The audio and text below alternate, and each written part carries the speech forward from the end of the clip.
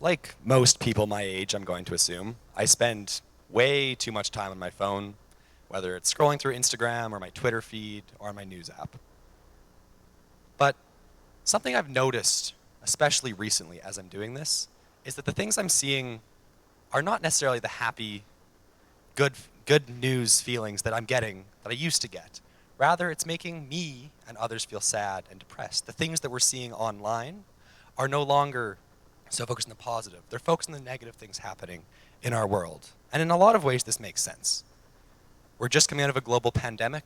There's a war in Europe for the first time in decades. And we're in an emerging climate crisis. And all of these things seem so big and so hopeless in a lot of ways. It feels like there's nothing we can do. But the thing is, this isn't a unique point in human history. It's not like we've never faced challenges in the past. Sure, today there's Russia, but in the 60s and 70s and 80s, it was the USSR. We've had pandemics in the past, and we faced them with less technology, and we still came through them just fine. And the same goes for almost all of the crises that we're seeing today.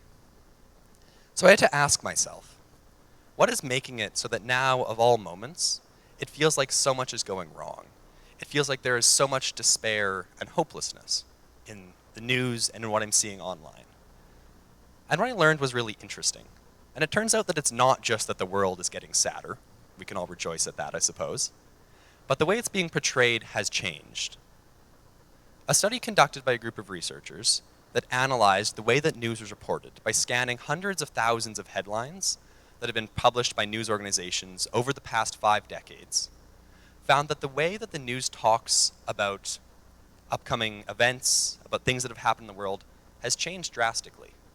It is becoming steadily more negative. They're talking more and more about the things that harm us, the things that are designed to make us feel sad or anxious or fearful, than the ones that are designed to make us feel hopeful, to make us feel like there's a chance. And that's really impactful on us. But I had to wonder why this is happening, right? Presumably, the media isn't out to get us. They don't just want us to feel sad for no reason. That would be kind of crazy. And it turns out that the reason they're doing this is maybe the simplest of all reasons for any corporation: money. We are way more likely to watch, interact with, click on, or watch on our Instagram feeds news that makes us feel sad or angry or fearful. And when I heard this, it made no sense to me. Because I would assume that if I'm seeing something that makes me sad, I would want to leave. I would want to look for something that makes me happier, that makes me feel good. This feels pretty reasonable, right? But it turns out that actually the way our brains have evolved says that we can't do this. We didn't evolve for the social world that we live in today, where we have access to so much information. We evolved for a world in which we needed to pay attention to all of the potential dangers. We evolved for a world in which we need to be able to realize that there was a predator crouching behind the tree and not pay attention to the pretty flower beside it. Because if we paid attention to the pretty flower, we might die. However, there is no predator crouching behind your phone screen. Nothing is going to hurt you. But our brain still treats the information that we're getting as though there is something there. When we feel these emotions of fear or anxiety or even panic, our brain reacts to it in the way that it used to. It analyzes it as a potential source of danger, and when it does that, it wants to respond more to it. It gets more excited by it, and it wants to learn more about it to try and protect you. And this has been proven. Studies have shown that people are far more likely to click on a news story that makes them feel sad or anxious or fearful than one that makes them feel happy. Now, on the face of it, maybe this isn't such a big deal, right? Okay, so there's more negative news. We're exposed to it more. What's the big deal? It seems like that's what we want, right? But the news that we consume can have a really big impact on the way we see the world. One of the best examples of this is a study undertaken on the American public and the people of Boston after the Boston Marathon bombings. They wanted to analyze the levels of stress, anxiety, and fear in people who were looking at and experiencing and exposed to the news compared to the people actually in Boston who maybe experienced the lockdown of the city, who were potentially present at the event or had family members or friends who were present. And what they found was really astonishing. People who were exposed to the most news, who were interacting with it, who were reading the most stories about the event, had similar and sometimes even higher levels of acute stress about the event than people who were actually in the city or people who are actually even there. And this really made me think about the way that the news impacts us in our day-to-day lives. Because while there might not be such a huge event every day, the rate at which we consume news has gone way up with social media platforms and everything giving us news second by second. So as we're exposed to so much more news, it can really have an impact on the way we see the world and on our mental health, because it is all making us feel sad and anxious and worried as we read it. And as we go on, as we turn off our phones, we're still thinking about it. Our brain is still focusing on it. We're still holding on to those feelings of sadness, anxiety, and fear. And even more than that, the way that it's been so steadily increasing is overwhelming us with negative information. It's making us feel like there's nothing that we can do about the crises of our world. A prime example of this is the climate crisis, where people feel like there's something they should be doing. But because it's so huge, they feel like there's nothing that they can do that is meaningful. But the problem is, when we're so overwhelmed with this negative information, when we feel like there's nothing we can do, we're really inhibiting our own ability to process it. Because one of the best ways for people to process and to deal with stress is to take some kind of action, is to do something about it. And when we're so overwhelmed, we feel like there's nothing we can do, we freeze up and it gets worse for us. Now, there's very definitely a reason this is coming up now of all times and not 50 or 20 or 30 years ago. And it's because we live in such a digital age. Because all of you have a phone in your pocket, and Instagram, and probably Twitter, and a news app that can feed you dozens and dozens of stories at the tip of your fingers. You can go onto Instagram and scroll through 30 5-second reels in no time at all.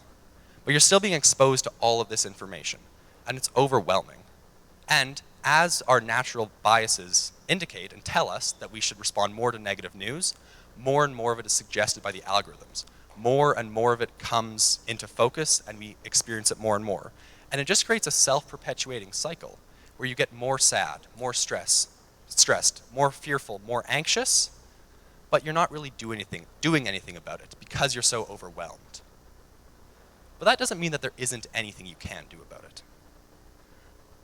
The most important way to think about this is think about taking control of the news that you experience. Because like Lucas talked about, so much of the way that we consume information nowadays is unconscious.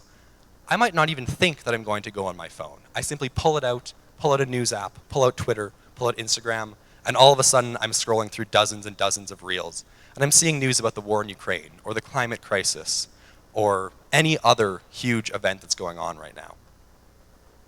But the thing is, as I'm doing that, I have no conscious thought about it.